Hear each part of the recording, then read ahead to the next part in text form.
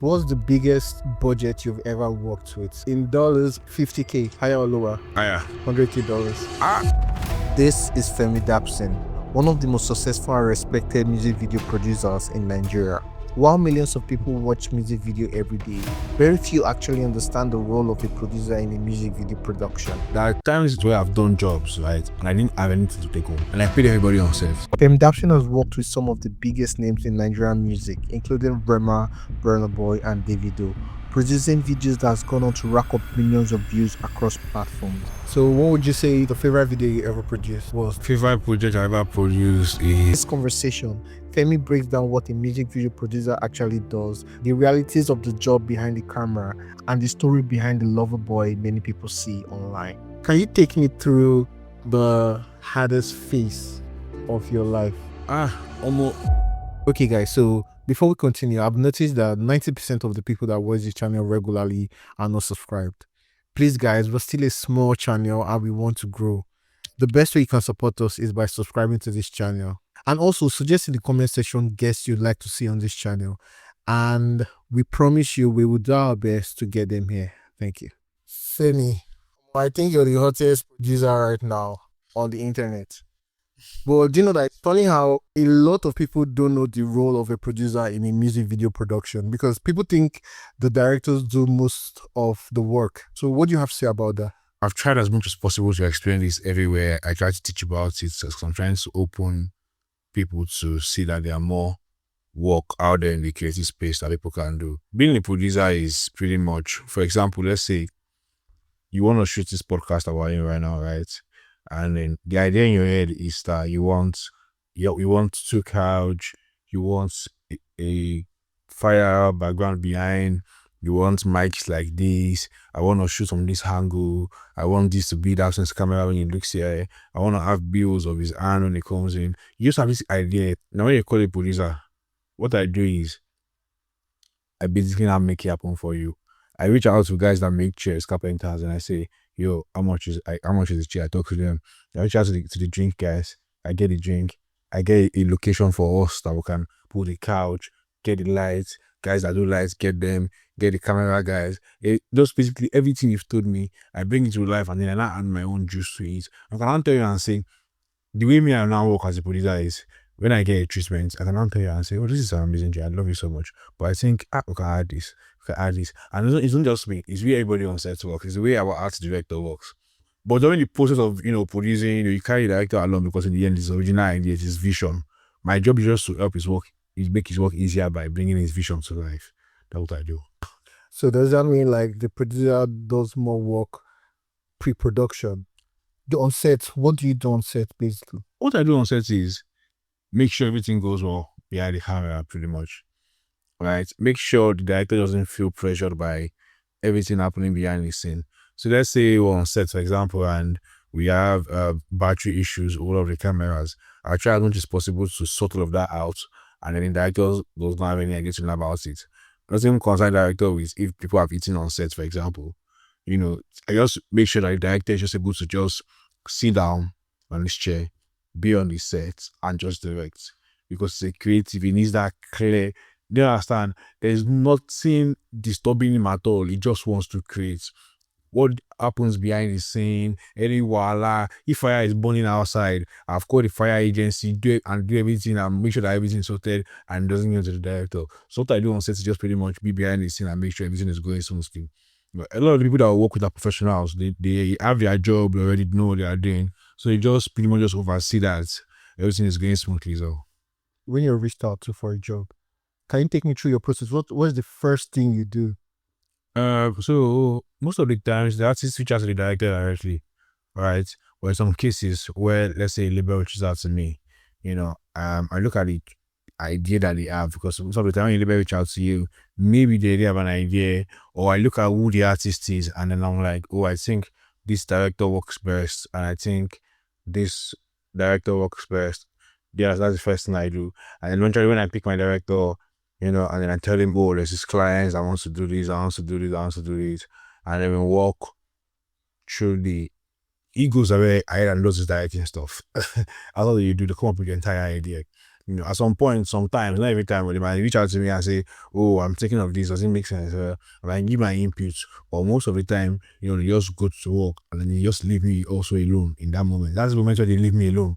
I've left everything to the director. He tries as much as possible with their sleepless nights to come up with the idea, and when we get the idea, send back to the client. If you like it, production starts. And the first thing in production is you have to do a breakdown of the treatment in the most simplest form, because directors even write treatments that even them sometimes even like the idea is just the creative thing director I realize is just they believe anything is possible. That's just so crazy. Very Nigerian crazy, you understand? So when I get to me production parts and I'm be thinking, okay, what are the possibilities of achieving this?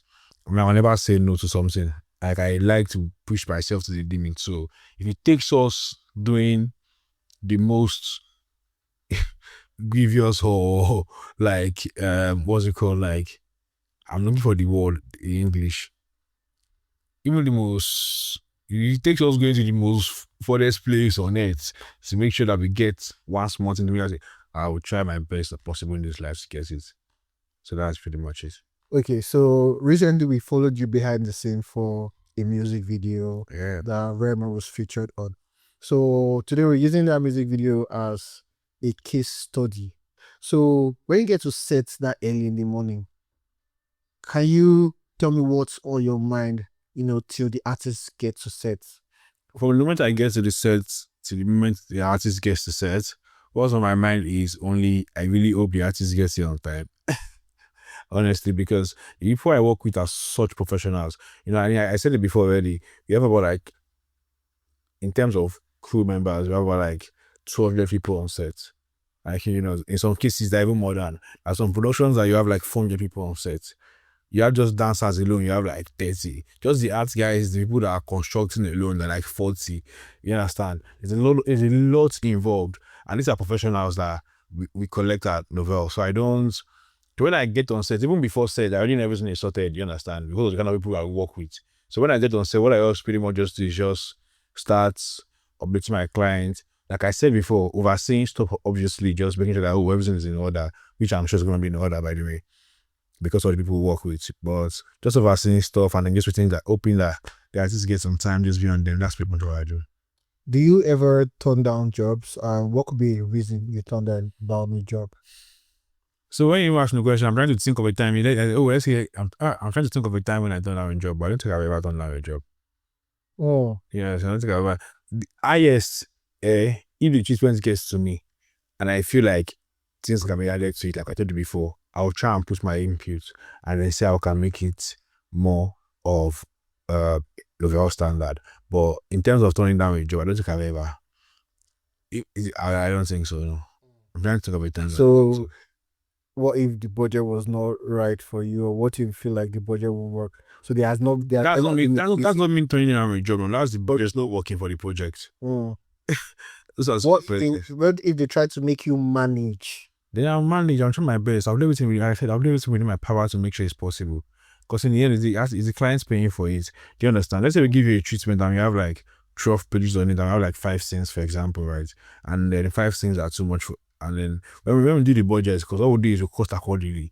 So when we do the budget for the 5 cents, let's say it's going to cost us so much, and that's just saying, oh, or the brand is saying, oh, I have this amount, so amount of money. It's simple. I'm not going to turn you down. I'll do everything in my power to make it possible. If that means taking out 2 scenes out of 5 scenes and making those 3 scenes, more packed or something, we'll make it happen. Try our best. That's what we do. I don't know. I don't think I've ever done a job based on maybe the budget was so small or no. I don't think so. Okay. What's the biggest budget you've ever worked with? I just want to say to me your beginner and we can't carry this clip now. Can't go the. Say, talk to us. Well, we just want to have an idea because I remember he shot a 3 days high production shoot for Ashlocks. I think sometime last year or 2 years ago. Yeah, I did. I was on that set and I saw everything that was going on. That was a big set.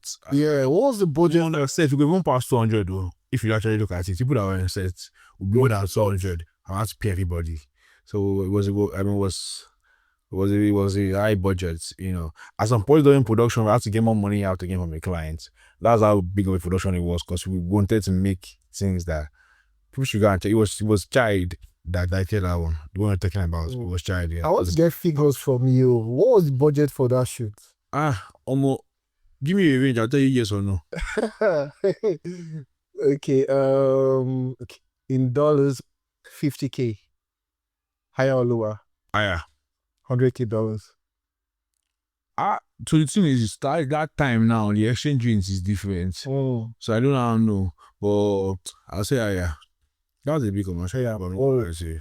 Now, can you give me like a breakdown of how this money goes and what you take home for yourself?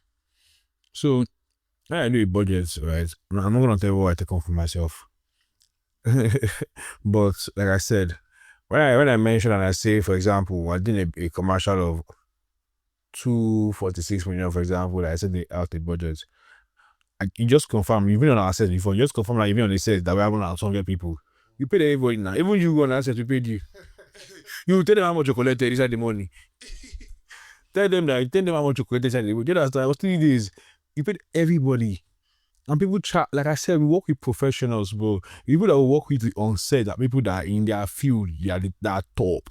These are people that know what they are doing, like art directors, gaffers, RIPGT, amazing guy he was, There's Stanley, there's a lot of guys that work behind the scene. There's grip department, there's gaffer department, that's lighting, there's art direction, there's choreography, it's just a lot of departments, bro. A lot happens BTS. You get what I'm saying? So, and that's what I was trying to shed light on, There are times so many times where I've done jobs, right? And I didn't have anything to take home. And I paid everybody on set. It has happened, bro. You can ask my niggas. It has happened a lot of times, bro. Because I always tell people all the time, I won't tell clients, I say my biggest problem when it comes to production is that I love the job more than I love the money. So like when you bring a job to me, I try whatever in my power. Ask directors that have worked with me. I try everything in my power to see that, bro, don't worry. Even if that guy's telling me, don't let's take that budget, I'll be like, Minga, we could just do it, no worry. I'll pay director, I'll not have to take home. I've done it so many times, which has happened so many times. I'm not gonna lie to you. Don't get me wrong, bro. Some job, of course, I take good money, you understand, but on some jobs also, but I do not take nothing, no man. I do it as a favor to the artist. It has happened a lot. Alright. So have you ever messed up a production before? Have I ever messed up a production? Yeah, have you ever messed up a production before? If you're asking, have I ever produced a project I didn't drop? No. If you're asking if I've ever gotten any negative feedback about a project that I've done, also none that I can think of right now. Especially not at the same time, and most especially not when we started out. Maybe sometimes we'll send a first cut and the client doesn't like the first cut, and they're like, oh, we think it can be better because we shot more stuff on set. Can we try and just try a second cut, let's see if we can make it better. That's happened, and then when they see the second cut, they're like, wow, yeah, it's not what talking. And that's happened. You understand a lot. But in terms of mess up a production, maybe due to natural occurrences, we had to move a shoot, like rain fell, and we checked the weather forecast. It didn't say when it was gonna fall or something, and rain fell. That one can't help you to move your shoes. Things like that happens on set, Can you mention off the top of your head like 10 projects you've worked on? Okay, Rema, calm down. Burnaboy updates. I could produce Burnaboy City Boy also. Rema's Charm. Yes, Rema's Fun. Rema's Kilibu. Adekunle Good Many People. Adekunle Good and Davido Legal Can Save Me. Charlie Poppy's Lao. Daco, Focus on Me. Daco, like 3 or 4 videos with Daco. Daco, you are a G for life, bro. Amazing person, bro. So what would you say your favorite video was? The favorite video you ever produced? Music video, commercials, both. Reels, short film, anyone, randomly. Yeah. Favorite project I ever produced is I'd say ah, this is a very hard question. Oh. So for me, it's not really about the what you see on camera, right? So when I'm saying my favorite material I've produced, I'm talking about even the experiences of what it felt like. Do you understand? Like, but I'd say maybe Bonner's Common Person or Young John OnlyFans and Emma Farm. Oh, This was a really tedious project for it. It was challenging to make it happen, but it was so exciting. The entire process was so exciting. what's your most viral project? Oh, Rema's Calm Down. That's the most viewed Nigerian music video on YouTube now. Yeah, Rema's Calm Down. That's Sometimes I wonder when you have to do these jobs, do you feel like pressure to pay attention to the details because of the client or because of the fact that these videos will be viewed by millions and most likely criticized by millions? So where do you feel the most pressure? both. Is why I always put my heart so much into it. You said earlier, paying attention to detail. I do that a lot. It's why planning is important as a producer. You have to plan. It's not just a day's job. Obviously, like I said, pre-production, a lot goes into it. You're talking to this person, confirming that they're getting the right colors of what the director wants, confirming that they're not making a mistake as regard what the director is trying to achieve. There's a lot that goes into it. So I love pleasing my clients. If I'm doing a shoot and my client is saying, or even in the middle of the shoot, what is not on the budget or what's on the treatment. If you don't pass that phone in my pocket to go and buy it, so my client is happy, I will drop money to go and buy it and make it happen. So that's it. So it's both. Was there any client that made you feel nervous? Well, honestly, right, let me just tell you what the truth is right now, bro. Me, I'm like, you guys have seen my video, obviously, in 2017, I worked as a cleaner, right? At that point in time, I used to see artists I could not talk to them. So, bro, I'm not gonna lie to you. Every OG artist that I've worked with right now, right? When I first saw them, I can't explain the feeling, but it was more of I can't explain it, but not nervous. Nervous is not the word. Did you feel small? No, no, no, no, no, not feel small. No, not feel small. I mean, because every artist that we work, every OG artist that we work with, obviously, because it's not work, it's not that we do nice to find reach out to us so we can work together, right? So I don't feel nervous, I don't feel small, but I feel excited, bro. You know what it means that when I was in secondary school, for example, I was listening to Wandeko, Boniko. I was buying lyrics book to read it. Wandeko was an OG to me. And then now Wandeko will say, let's work together. But I'm excited. I'm like, "Oof, that's one day, bro. I'm a fan, bro. When I was in JS2, what are you talking about? Or Wiz will just come and say, let's do something. And then we randomly meet in one place in the hotel. And then it's just the way I'm talking to Wiz. But of course, that's Wizkid, bro. When I was in school, I was listening to a lot of boy when Wiz, bro, you know who Wizkid is? Bro, the first time I saw Burnaboy, Boy, AJ, I won't lie, I was excited. I told everybody, bro, it's mad because, bro, I know when I get outside. I know the moment where I did when outside that album job. I know where I was in that moment. Do you understand? So being able, it's not nervous, it's not small, it's more of, wow. Starstruck. Starstruck, boy, excitement, like, that's born on you, like, what? Bro. So I've never been nervous though to meet anybody. Maybe it's just a personal. Not nervous to meet them. It's more of excitement. It's more of self-realization of wow, that's amazing, bro. Of course, I feel you'll meet so that you'd be like that. That's just it for me. Okay, so what's your perspective on AI? Do you think AI would ever replace creatives? Well, I don't know. I don't know about replacements totally, honestly. When we mix together, the sooner creatives understand that the way they work, picture of social media, for example, or content creation, was never the norm like some years back when, 14 years ago, and I get what I'm saying. But now people are saying, everybody's saying, oh, we need more job, we need more job, I'm looking for more job, more job. There's no job employment in the country, which is correct, don't get me wrong, right? And then content creation came, and TikTok is paying people, and Instagram is paying people. People are making money off these things. Well, you are shy to do it, but that's job opportunity that just came to you. People that can do that making if people have like this made career, made money out of that stuff. My personal opinion is, as for creatives, right? AI is doing things that is if I'm being honest, there's some things that AI would do for you as a creator that will make your life easier that could not happen 2 years ago. Do you understand? So I feel like not replacement, but merging together. The sooner we realize that this is a new reality of what it is, the better. Realize, get on it, then as much as you can about it, look for how you can integrate start into what you're doing and blow people's minds. That's what I think for creatives. Has there been a project where you integrated AI on? Oh yes.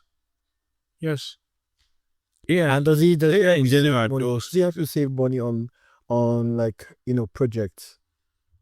It depends on what I'm using it for, not necessarily. It depends on what I'm using it for. You understand? But I mean, for example, you wanted to design the graphics or something before, I had to pay someone physical money to do that. No, now I just down ChatGPT. It costs you money to do. My ChatGPT is paid though, monthly. But like you get what I'm saying. Yeah. So your question is based on, Bro, looking at everything you've achieved now, where you are right now in your life, did you ever see yourself achieving this much greatness at this time of your life? I don't know what you mean by greatness because man, I don't have a Rolls Royce here though, bro. I don't have a private jet yet, but I'm not gonna lie to you, bro. That's my goal in life. But I don't have a private jet yet. But if you mean, am I surprised to be where I am right now? No, bro. If anything, I feel like right now I should be driving a Rolls Royce. But I'm not surprised, bro. I'll be more surprised if I was not here right now. Oh, I promise you. If it was that way, I wouldn't have made that video that I made in toilets, but I just know that one day, I believe in God so much that one day, if you keep, I believe in the principles of life. If you keep working, I don't know, but I don't say one day, God will shall answer my prayers and shall stop. So like, God is too faithful to fail now. You understand? And I'm a church boy, so which is whatever, yeah. And that's even from a place of pride. It's from a place of just knowing that if you keep working, one day, it goes up. Don't get me wrong, I'm not the most hardworking person. It's God grace in the end, honestly. I'm not the most hardworking. Don't believe me, don't wash toilets for this life. You understand? When I was washing toilets, I was washing it with some people now. Do you get? So it's God grace in the end, bro. It's just God's grace and just believe in yourself. concerning your viral video about you washing toilet and all of that, can you take me through the hardest phase of your life? The hardest phase of my life, bro, was everything until I started making money. Trust me, that's pretty much how I can. There was never, I don't feel the guilt sufferness. You understand? I stayed in an uncompleted building all my life until 2017, bro. I kid you not, all my life. We're moving from uncompleted building to uncompleted building to uncompleted building to up until 2017, bro. Like, well, not 2017, bro. Up until 2018, 2019-ish. Because I came to Lagos around 2018. Yes. I won't go uncompleted building. Maybe at some point, you said you want house, I was uncompleted building for like a year or so. Yes, I remember. Face me, I face you. That was the vibe of the house. But bro, when I mean uncompleted building with the family, I mean uncompleted building. Maybe I'll look for pictures and show you pictures of where I see and you see it. To blow your mind. So how did you get into production? So it was just a thing of, right, I went to a tutorial, right? And I have a group of friends that are creatives. It was Pelix, it was Martrez, it was Eli, it was Namara, all of us, right? This thing, all of these people I mentioned now are into production. We've been friends since 2014, went to the same tutorial, right? And then Martrez is an artist, he sings, right? And then Mr. Easy at the time wanted to create Empower. Mr. Easy actually he does a lot of business, and I wanted to do Empower. Do you know Empower? Yeah. When Empower came out, we were going to pick, I think, 100 artists from Africa to help with a grant to push their music, and I just did a cover, just did a song, posted on the internet. And at the time, all of us were like 8 boys in one room, sleeping in one room, we're in Ecuador. And then we had model, we had stylists in there. Like I said, we have artists. We had Pelix already at that time and working with AG2, which is also a director in the industry and OG, Pelix have been going on sets. I've been seeing how things used to work on sets with HG2 and stuff like that. So when my guest posted that stuff online, Mr. Easy really liked it. Like, he liked it a lot. And I was like, oh, we want to push this guy. We want to shoot a music video for him. And Felix was like, yo, I can shoot this music video myself, man, bro. And Dapson will produce and will produce am. Me, I didn't even honest, I didn't even know production at the time. Thinking back at it now, I realized I've always loved music videos and productions. I don't watch a lot of films, but I always like to look from the look of a film. I can tell if I will enjoy it. Then I can't explain it, but looking back at it now. My favorite music video of all time: Style Plus, Olufumi, Two Face, If Love Is a Crime, Style Plus, Sia Basira, amazing video, bro. Like these are I love this so much that I love this song. At some point in my life, when I used to love music videos because I love the song, but that's us thinking back on this now that I'm already in that line of work. It's not feeling like, oh, I've actually always loved it too. Why I said I love the weapon and the money, do you understand? So it feels like home for me. But how it actually happened was, Felix was like, I can direct this video. That's me, we was producer. Which producer they do? They build this together. No worry. Start collecting contact. I bet you get, Mr. Movies, amazing DOP guy. Get movies number, our old in Sule, my address, money anthem. That was my first video ever in 2020. Bro, we shot a video with 800k, bro. We ran into debt. Natural occurrence, we ain't fail. Oh, Bro, natural occurrence, we ain't fail. I think we had to take business to borrow money so we can shoot the next day in Sule. Because we had to pay for equipment. Like, let's start. It's the only person I've been working with all my life for equipment. One person, because I'm a loyalist, so I catch up person, we walk till the end. Bro, I was crazy, but that was how I went to production. That video was amazing to the point that people in the industry saw it and we went to work with Perix. So the next person that came was Likesh, the Aguilev. That was the next video I did. After Likesh was Noliski. I came. It was Noliski. It was Kilo Feshe, I think. And then LAX saw it and then we shot Gulu. And from Gulu we did Sempe, and then from Sempe, the rest, like that.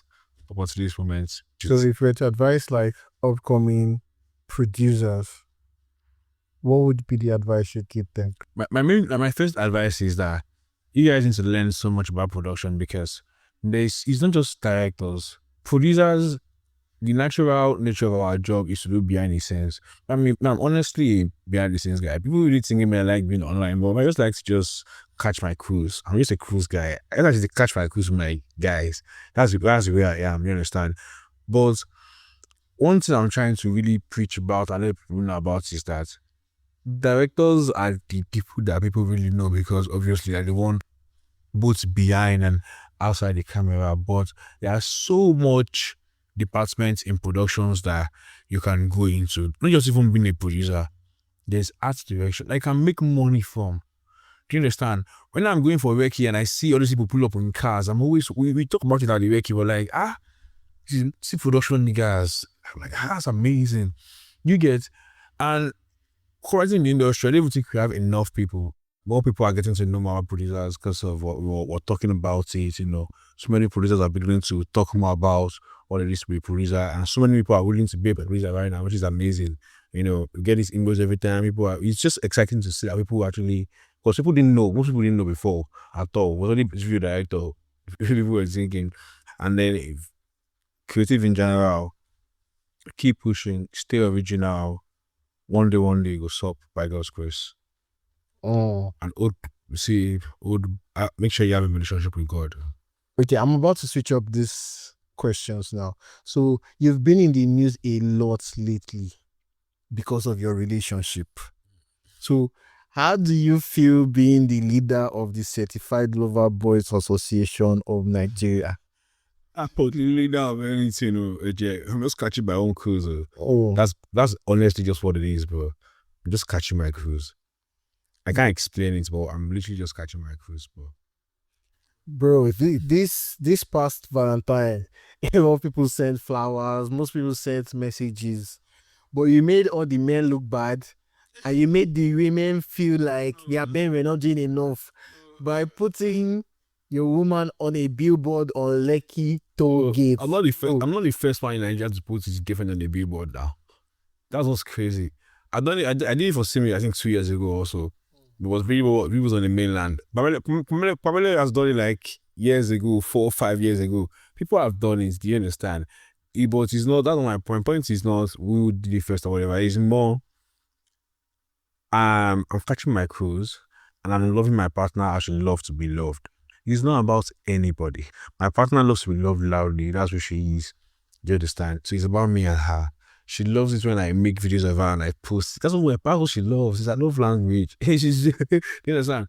It's the way I love to be loved. And she loved me like, but you know what's crazy is that the gift she got for me is more expensive than what it cost me to put on that billboard for Valentine's. So dating a public figure like Simi Sonia, do you think that helped put you in the spotlight in any way? And did that do anything for your career? Yes, there was something that probably like maybe on my Instagram. I mean, I was also say it was also what I'm telling you. On Twitter, I had some following before. I'm not gonna lie, because I tweet. I just tweet random stuff. Sometimes they like it. It goes where I want to. Where I want to. But on Insta, it's different. I think when I met Simi, I was on like maybe 10K followers or something, and then she was on like give me like 100K or something, right? Me, I just be the same way I used to post when I was like 10K followers. Where I'm posting right now. Honestly, I just catch my cruise. There's nothing different about it. The people that know me from that time, I can confirm it. You understand? But of course, yeah. So see me, she was put me out there. I made me out. So many people were following me based off see me's man and yada. But in terms of work, and if my the work that I do doesn't really require me being honestly. I think it's more about if you are good at your job, they'll look for you. If you like being in Kafansha, if you're good at what you do, they'll look for you. Yeah. It's more about that for me. What does marriage mean to you at this stage of your life and career? I remember, like I said before, marriage to me is just more about having a peaceful. It's more about you and your partner. Like I don't care what any other person thinks, but it's me and my partner. It's my thing, our stuff. Like we're one person. I can't explain this, but like marriage to me just means me and this person one on one. The exact way I think of myself is the way I think of this person. When they say you and somebody you are one, it pretty much just means that 1 + 1 is 1 is a crazy, is strong. We're one person, bro. And we have to always be in sync. Oh, remember, we have an amazing relationship, bro. Like, of course, we IQ, we do all of that stuff, but I don't think bro, I kid for the 3 years that I've known Simi, I've been dating her, right, bro. We've never had a time where I went to bed angry. And don't get me wrong, but we've had issues where obviously we're not perfect. We'll argue about things. But bro, I have never went to bed angry about. We will just talk about it and we communicate perfectly. But it's amazing. I'm not even gonna kid you. So what advice would you give to upcoming lover boys? Bro, I'm not really advising for anybody because bro, honestly, bro, if you go and look at my what's it called, my trail on the internet, so, there's always data of everything that you've done in the past. I'm the same person, bro. I've always been this way. So you find out who your partner is. Not everybody wants to be on Billboard, though. Some people, honestly, right? Someone tweeted and she said, "Oh, she's on Billboard. She was not gonna like it personally." And bro, that's who she is. It's possible. Do you understand? There's nothing to be angry about. So that's where I am. When I said that tweet, I was not mad at it. I understood from my POV immediately. I was like, because everybody likes it. Like I said, I'm loving my own partner how she wants to be loved. Don't say because of that, Femi Dapson put his partner on Billboard. Now I'm gonna put you on Billboard too, without first making some quiet inquiries on who she is and what she likes. Before I got her the wedding band that she wanted for our proposal, I don't make some kind of inquiries. Know what is our dream proposal like? She don't mention to me in person that it would be so nice to have, like years ago for the proposal that Johnny Jew will be singing. Do you understand? At the time, I was just my Avalon when I started talking to Sebio. when I started talking to this, when my Sebio started this, I was still Jerry my Avalon. Just crazy. So just know who your partner is and love her or love him how they want to be loved. Don't compare. Okay, we're about to wrap up. In fact, we have wrapped up. Just I've tried. yeah. I feel like I've yarned. Yeah. Actually, the last thing here for you to say is, what would you like to say to Simi Soya? Say it to that camera. But if anything, I'll just say I love you, Simi Soya. I love you, baby. All right. I think it's a wrap. So please tell the people to subscribe to Mostbooked. Please, I beg you, subscribe to Mostbooked, guys. I mean, you're the most booked, but if you subscribe, you know, go far. You just one click, just the button is right there. You don't really go for like that. All right, man.